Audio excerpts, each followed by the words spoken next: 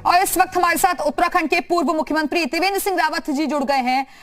रावत जी, जिस तरीके से पूरा ये हमने घटनाक्रम देखा, आज सुबह से ही जब ये खबर सामने आई, तमाम विजुअल सामने आ रहे थे और हादसे की जो वजह रही है वो तो बाद में पता चल सकेगी, लेकिन हर कोई ये उम्मीद जता रहा था कि बिपिन रावत, उनकी पत्नी और जो लोग उस हेलीकॉप्टर में मौजूद थे सभी सुरक्षित हों, लेकिन देर शाम आते आते 13 लोगों की मौत की खबर।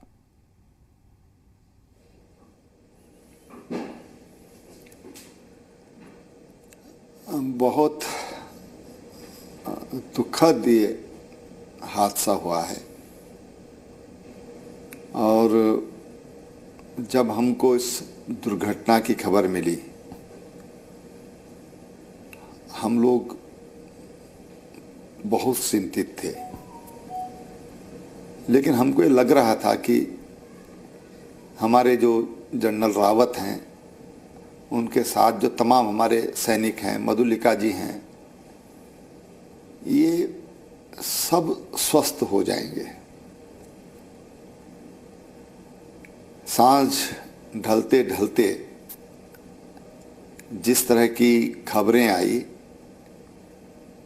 तो बिल्कुल जो आस थी हमारी वो निराशा में बदल गई। एक बहुत बड़ा सदमा ये हमारे लिए है, क्योंकि जनरल रावत एक असाधारण सैनिक थे।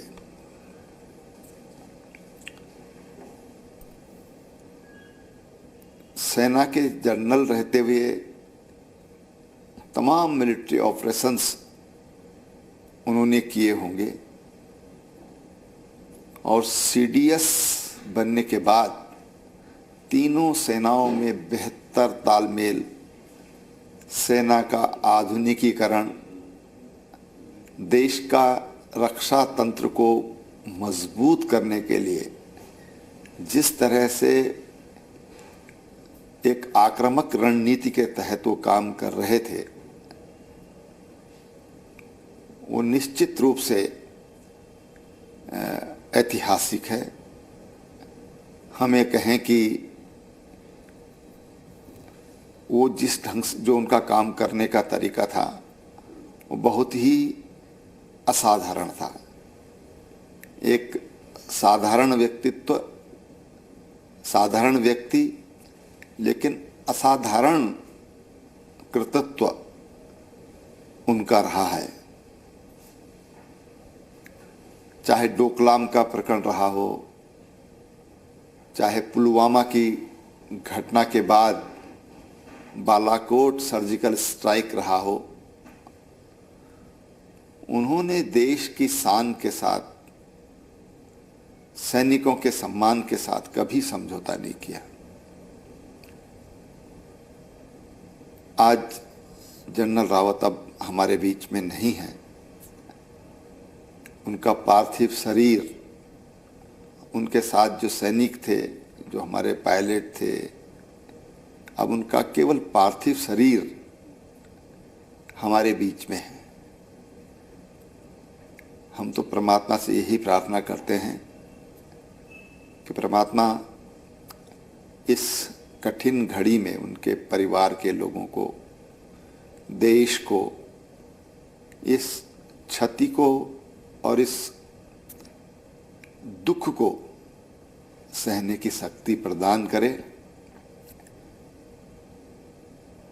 उनका बलिदान, उनकी देश के लिए ये आहुति है और ये आहुति हमारे नौजवानों को सदैव प्रेरित करते रहेगी, त्रिवेंद्र प्रेरणा जी, देती वैसे रहेगी। तो ये जांच का विषय है, लेकिन आपको हादसे की वजह क्या लग रही है?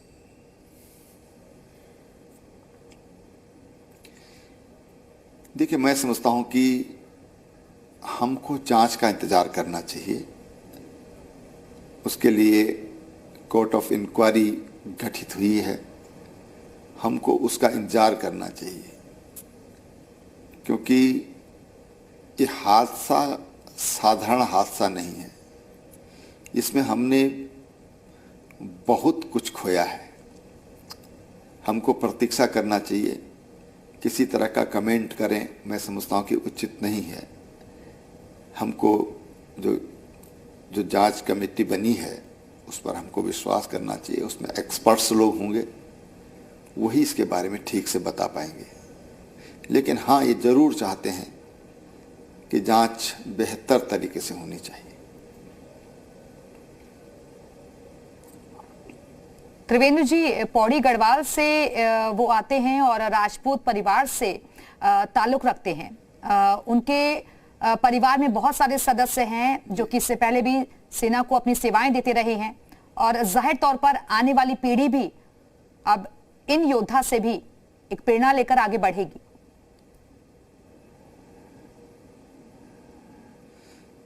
देखिए, रावत जी के जो पिताजी थे वो भी सेना में लेफ्टिनेंट जनरल रहे हैं।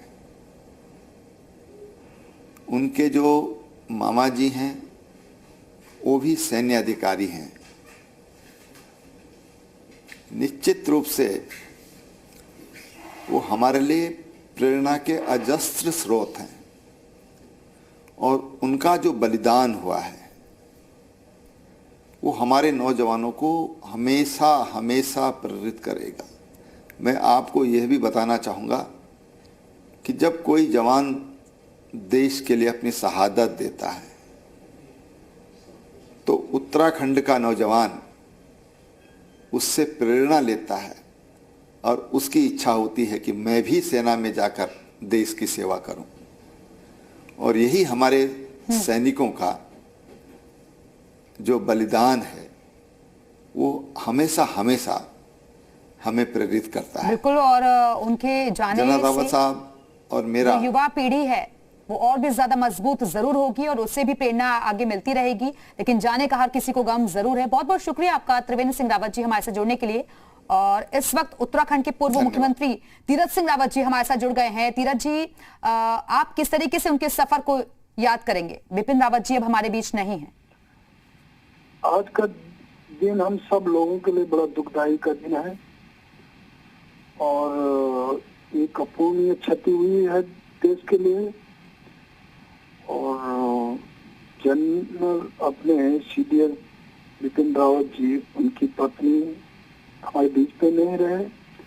साथ में हेलीकॉप्टर जो हादसा हुआ उसमें कई अफसर जवान गए। उनको आपके माध्यम से मैं अपनी संवेदनाएं प्रकट करता हूँ, उस पर अर्पित करता हूँ। भगवान उनको अपने चरणों में स्थान दे। अपने सीडीएस बिपिन रावत जी एक सरल व्यक्तित्व है और साथ में मैं कह सकता हूँ कि कठोर भी। और इस नाते कि सेना में जिस तरह उन्होंने नेतृत्व किया कारगिल का युद्ध में, पाकिस्तान पुलवामा घटना, ये सारा जो सुना देखा है, तो मैं कह सकता हूँ रणनीतिकार और योद्धा के रूप में जिस तरह वो लड़े, तो उनका जाना हम सब के लिए बड़ा कष्टकारी है, दुखदायी है। मैं जब मुख्यमंत्री था तब जनरल साहब और अपने उनकी पत्नी और आए थे, मुझे स्वागत करने का मौका मिला, भोजन किया, बहुत सारी बातें शेयर की हैं। मैंने कहा कि ये चाइना सामने नीति माना ये सब है, गोचर हवाई पट्टी की मैंने बात की थी, सामरिक दृष्टि भी है। मैं यहाँ भी उसको हाउस में बोला था, लेकिन मैंने कहा उसको कैसे हम विस्तारीकरण कर सकते हैं।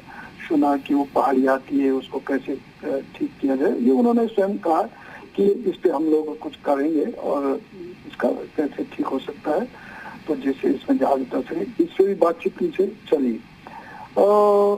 मैं दिल्ली आया आवास पर, तो वहाँ भी बहुत सारी बात हुई। तो जिसके लिए जैसे वो देश के लिए सोचते थे, तो बाद में उन्होंने कहा कि मैं जब सेवानिवृत्त हो जाऊंगा तो उत्तराखंड को अपनी सेवाएं दूंगा।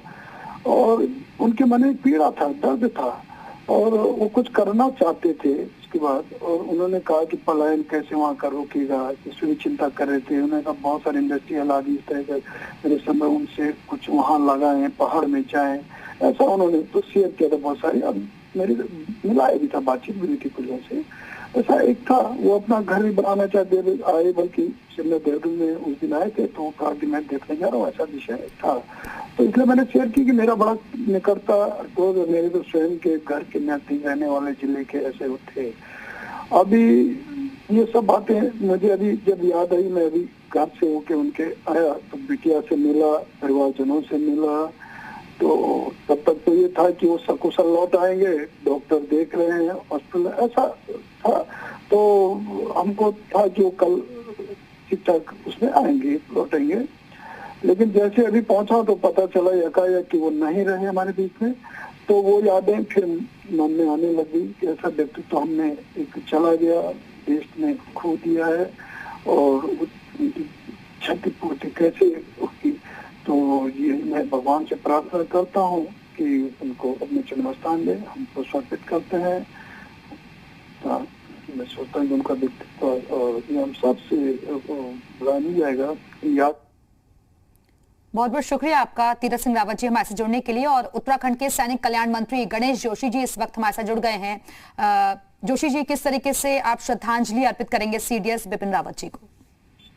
देखिए जी, जनरल रावत, उनकी पत्नी नरेंद्र सिंह, हरिंदर सिंह और जो जवान हमारे आर्मी केस में मारे गए, वास्तव में एक बहुत बड़ी क्षति है। और जनरल रावत का जाना तो पूरे देश के लिए, पूरे उत्तराखंड के लिए एक बहुत बड़ा नुकसान है। वो मेरे व्यक्तिगत भी मेरे अच्छे बहुत मित्र थे, जब भी दिल्ली जाता था मैं अक्सर उनसे मिलता था। और इतना साधारण व्यक्तित्व, वास्तव मैं मंत्री हूँ, जब एमएलए था मैं तो उनके पास जाता था, कभी भी एक चीफ किसी रूम में बैठते उनसे मुलाकात नहीं की, अलग से आकर बात करते थे। और जब मैं एक बार शायद 3 साल पुरानी बात है, उनके पास उत्तराखंड की नौजवानों में भर्ती में छूट की मांग को लेकर गया था और 25 दिन के अंदर उसका जीओ ने आपने करा दिया था। आज उत्तराखंड के नौजवानों को जो सेना में भर्ती में हाइट की छूट मिली है 5 सेंटीमीटर, उसका श्रेय भी जनरल रावत को जाता है। अभी मैं 1 महीने पूर्व उनसे जब मिला, जो हम सैन्य धाम बना रहे हैं उसके लिए मैंने टाइम टू वेसल जितने भी इक्विपमेंट मांगे सारे उन्होंने दे दिए। और एक दिन मैं बैठे हुए उनसे बातचीत कर रहा था, आपको कहने लगे गणेश जी, आपने कभी चिंतन किया है कि हमारे जो उत्तराखंड के लोग हैं आर्थिक रूप से जो कमजोर हैं और कश्मीर में उन्होंने 10 लाख अखरोट के पेड़ जो है उत्तराखंड में लगाए हैं, हमारे पहाड़ी क्षेत्रों में, दुर्गम क्षेत्रों में। आज मेरे पास शब्द नहीं है, मैं इतना दुखी हूँ क्योंकि व्यक्तिगत रूप से भी मैं जब भी जाता था मैं हमेशा उनसे मिलता था और हमेशा मुझे ये सलाह देते थे। अभी मैं जब उनके बाद बीआरओ की मांग करने गया तो उन्होंने कहा बीआरओ की मांग मत करो, तुम मेरे से एक लेटर लिखो कि मुझे यहाँ 2 टीए की वैकेंसी, एक मैं गढ़वाल में एक कुआं में खोल दूंगा। मैं दिल की गहराइयों से उस महान नायक को जो आज हमारे बीच में हमने समर्पित करता हूँ। और उनके जाने से जहाँ देश को नुकसान हुआ, मुझे व्यक्तिगत रूप से बहुत बड़ा नुकसान हुआ है। जोशी जी, बिल्कुल उत्तराखंड के सैनिकों के लिए, सैनिकों के परिवार के कल्याण के लिए वो बहुत कुछ करना चाहते थे, लेकिन अब कम से कम जो सपना उन्होंने देखा था उन सपनों को साकार करना है, उन्हें आगे लेकर जाना है। बिल्कुल, जो हमारी उनसे बातचीत होती थी, हमारी पूरी कोशिश होगी, हमारी सरकार की, मेरी व्यक्तिगत रूप से, क्योंकि मेरे ऊपर उनके बड़े उपकार हैं। क्योंकि मैं जब भी किसी मांग को लेकर उनके पास गया, उन्होंने मेरी इस बात को उन्हें तवज्जो दी है। और हमेशा वो उत्तराखंड की बहुत चिंता करते थे, जहाँ पूरे देश की चिंता करते थे, उत्तराखंड का उससे उनको बहुत विशेष लगाव था। और आज सेना को, जो हमारी भारतीय सेना 4-5 साल के अंदर पूरे विश्व में एक और मजबूती से अगर आई है, उसके पीछे भी जो है आपकी सोच है। मैं पूरे दिल की गहराइयों से, क्योंकि आज उनकी पत्नी भी साथ में चले गई, उनके बच्चे हैं, उनके परिवार के साथ में पूरा देश है, पूरा उत्तराखंड है, उनके साथ में खड़ा है। जोशी जी, बिल्कुल। और अपने कामों को लेकर वो जितने ज्यादा सख्त थे, क्योंकि काउंटर एक्टिविटीज के लिए वो जाने जाते थे, उतने ही सादा जीवन, सरल स्वभाव उनका असल जीवन में था। देखिए, मैं बता रहा हूँ ना, मैं अभी 2 महीने पुरानी घटना है, मैंने आपको फोन किया, बल्कि मेरी बेटी मेरी साथ थी, तो कहने लगा यार ऐसा काम करो, बिल्कुल तुम ऐसा करो, घर ही आ जाओ। और जब मेरी बेटी पहली बार उनसे कही, पापा ये इतने सिंपल है, तो इतना साधारण व्यक्तित्व, इतना बड़ा पद ना कभी हुआ है ना कभी होगा, मैं तो ये कह सकता हूँ। और मैं दिल की गहराइयों से उस महान शख्सियत को नमन करता हूँ, प्रणाम करता हूँ। और मैं तो आज एक धार्मिक कार्यक्रम में था, मैं बार बार प्रभु से दुआ कर रहा था कि किसी तरह वो बच जाए, लेकिन शायद ईश्वर को ये मंजूर नहीं था, क्योंकि जिस प्रकार की घटना घटी थी और आगे में छोड़कर चले गए, इसका मुझे बहुत बहुत शुक्रिया आपका गणेश जोशी जी हमारे साथ जुड़ने के लिए।